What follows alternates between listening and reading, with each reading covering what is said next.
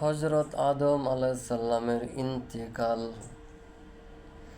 হজরত আদম আলাইসাল্লামের বয়স যখন 1000 বছর অবতীর্ণ হইল, তখন তিনি রোগান্ত হইয়া পড়িলেন এবং ক্রমেই তাহাতে দুর্বল হইয়া পড়িতে লাগিল। এ সময় তাহার মনে হঠাৎ বেহেশতি মেওয়া, ফল ও মূলের কথা মনে পড়িয়া গেল এবং এই ধরনের মেওয়া খাইবার জন্য খুবই আগ্রহ হইল। তিনি তাহার সন্তানদিগকে বলিলেন, তোমরা চেষ্টা করিয়া দেখো, আমার জন্য কিছু মেওয়া সংগ্রহ করিয়া আনিতে পারো কিনা। পিতার মেওয়া খাইবার আগ্রহ দেখিয়া তাহার সকল সন্তানই তাহার জন্য চারিদিকে মেওয়া সংগ্রহ করিতে বাহির হইয়া গেল। সন্তানদের মধ্যে কেবল একা শীষ আলাইসাল্লাম তাহার নিকট তাকিয়া তাহার সেবা করিতে লাগিল। কিন্তু বহুদিন অতিবাহিত হইবার পরেও যখন তাহারা ফিরিয়া আসিল না, তখন তিনি পুত্র শীষকে লক্ষ্য করিয়া বলিল, হে শীষ, নিশ্চয় তোমার ভাইগণ দুনিয়াতে কোথাও আমার জন্য মেওয়া সংগ্রহ করিতে পারে নাই, তাই তাহারা এখনো ফিরিয়া আসিতেছে না। আর তাহারা এমন লোক নহে যে আল্লাহর নিকট প্রার্থনা করিয়া আমার জন্য তাহার নিকট হইতে মেওয়া সংগ্রহ করিতে পারিবে। এবার তুমি গিয়া অমুক পাহাড়ে উঠিয়া আল্লাহর দরবারে মেওয়ার জন্য প্রার্থনা করো, সম্ভবত তুমি তাহাতে মেওয়া সংগ্রহ করিতে পারিবে। পিতার এ কথা শুনিয়া শীষ আলাইসাল্লাম বলিলেন, হে পিতা, আপনি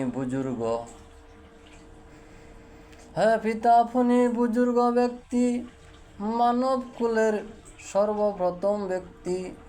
আল্লাহর দরবারে আপনার মর্যাদা অপরিসীম, সুতরাং মনে হয় আপনি নিজে আল্লাহর দরবারে মুনাজাত করিলে আল্লাহ আপনাকে মেওয়া প্রদান করিবেন। পুত্রের কথার জবাবে হজরত আদম আলাইসাল্লাম বলিলেন, হে পুত্র, তুমি অবশ্যই শুনিয়াছ, আমি বেহেশতে থাকাকালে আল্লাহর আদেশ না মানিয়া গন্ধম খাইয়া গুনাহগার হইয়াছি। সুতরাং সেই ব্যাপারে আমি খুবই লজ্জিত। আমি কেমন করিয়া তাহার নিকট কিছু প্রার্থনা করিতে পারি। পক্ষান্তরে তুমি আল্লাহর দরবারে এখন পর্যন্ত সম্পূর্ণ নিষ্পাপ রহিয়াছ, কোনো গুনাহ করো নাই। অতএব তোমার প্রার্থনা আল্লাহ নিঃসন্দেহে কবুল করিবেন। হজরত শীষ আলাইসাল্লাম তখন নির্দিষ্ট পাহাড়ে গিয়া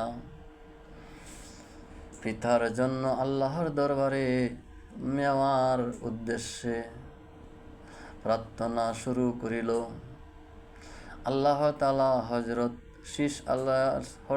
শীষ আলাইসাল্লামের দোয়া কবুল করিয়া ফেরেশতা জিবরাইলকে হুকুম করিলেন, হে জিবরাইল, তুমি বেহেশতের সর্বোত্তম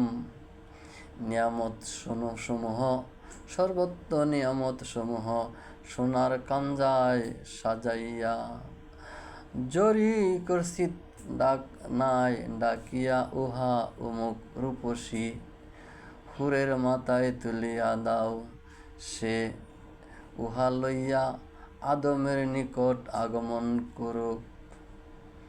উক্ত হুর বেহেশতের মেওয়াসমূহ লইয়া হজরত আদম আলাইসাল্লামের সামনে উপস্থিত হইলেন। তাহাকে দেখিয়া হজরত আদম আলাইসাল্লাম জিজ্ঞাসা করিলেন, হে জিবরাইল, বলতো এই সুন্দরী হুরকে কাহার জন্য মনোনীত করিয়া পয়দা করিয়াছেন?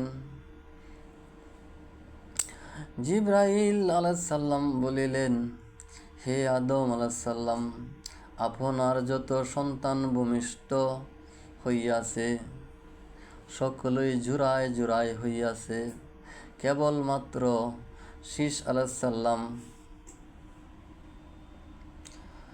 বিনা জোড়ায় একা ভূমিষ্ঠ হইয়াছে। হজরত শীষ আলাইসাল্লাম বিনা জোড়া একাই ভূমিষ্ঠ হইয়াছে। ইহার কারণ এই যে আপনার অন্য অন্য পুত্র সন্তানদের মধ্যে শীষ আলাইসাল্লাম আল্লাহর কাছে সর্ব অপেক্ষা প্রিয় ব্যক্তি, তাই তাহার জোড়া স্বরূপ এই হুরকে পয়দা করিয়া বেহেশতে রাখা হইয়াছিল। আল্লাহর হুকুমে সে বেহেশত হইতে দুনিয়ায় আগমন করিল। এখন আপনি শীষ আলাইসাল্লামের সহিত ইহার বিবাহ পড়াইয়া দেন। জিবরাইল আলাইসাল্লামের এ বাক্য শুনিয়া হজরত আদম আলাইসাল্লামের মন আনন্দে ভরিয়া গেল। তিনি পরম খুশিতে বেহেশতের হুরের সহিত পুত্র শীষের বিবাহ পড়াইয়া দিলেন। অতএব তিনি তাহার জন্য